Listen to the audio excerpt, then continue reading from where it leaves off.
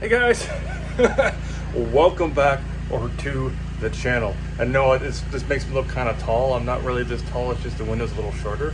My mom, as you can see here, is cleaning the deck with a power washer.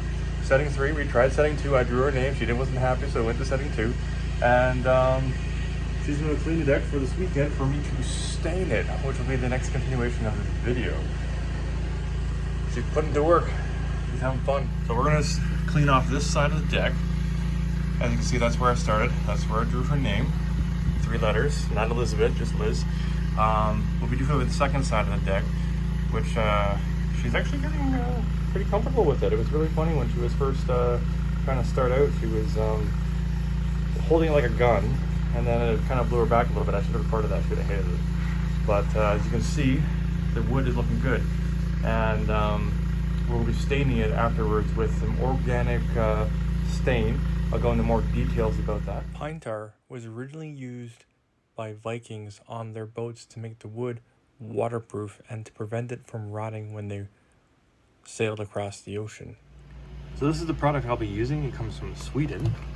And on the back here, it's got a brief description. Genuine pine tar is produced from the resinous pine wood and is used in wood preservation of cottages, splint roofs, fences, boats, as we previously talked about, bridges, which is around water, and other things. I didn't want to say the word, etc. And it's recommended also for treatment of wood and road roofs and cultural buildings. I do not recommend eating this stuff, or drinking it, or anything of that, but it smells really good when you're done treating your deck with it, which is cool. It smells like a smoldering fire, like burnt wood, which is an amazing smell.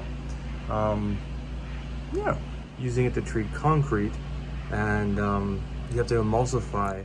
Emulsion, or emulsification, is the act of mixing water in a very fine slurry with the pine tar, for example. This makes it easy to penetrate the concrete and seal it. So you're also able to use this pine tar for emulsification in concrete sealing. And basically you mix a little bit of water, mix a little bit of the pine tar together in a high-speed slurry, and that creates the emulsification. Then you can paste it onto your concrete wall, which I plan on doing on the far side, so you'll see a little video of that over the weekend.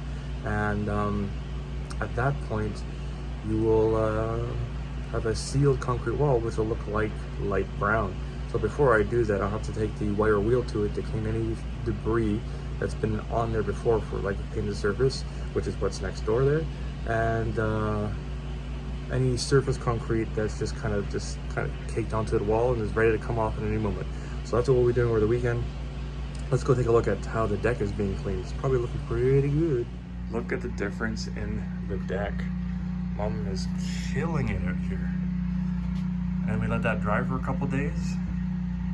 Then we can seal it. Pretty awesome.